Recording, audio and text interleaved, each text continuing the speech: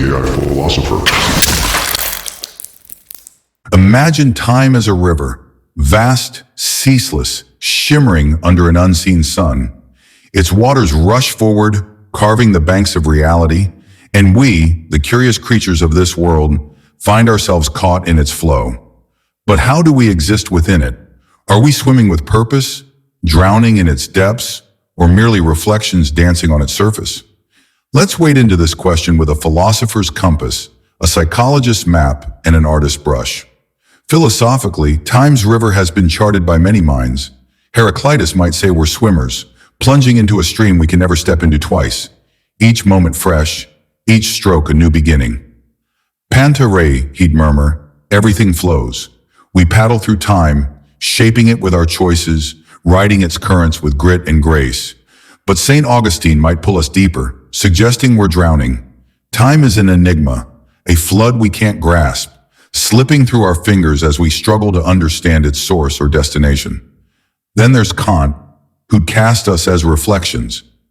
Time isn't the river itself, but a lens we create, a surface we project onto, our minds rippling with its illusion. Psychology tugs us to the shore for a closer look.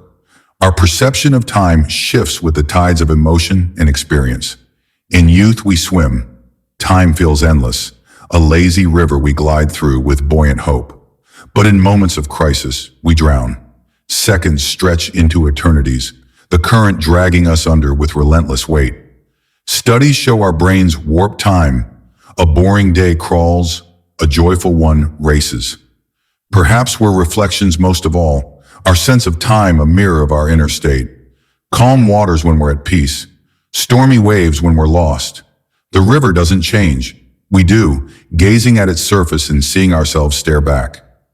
Now, let's paint the scene with imagination.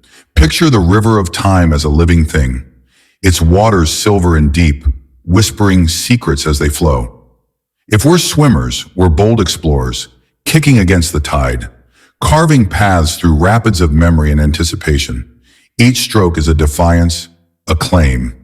I am here, I move with purpose. But if we're drowning, the river is a thief.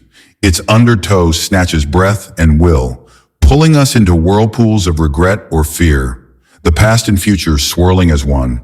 Our flailing arms reach for a shore that never comes, and time becomes a weight we can't shed. Or maybe we're reflections, fragile, fleeting shapes on the river's skin. The water moves and we flicker with it, stretched thin by its speed, distorted by its eddies.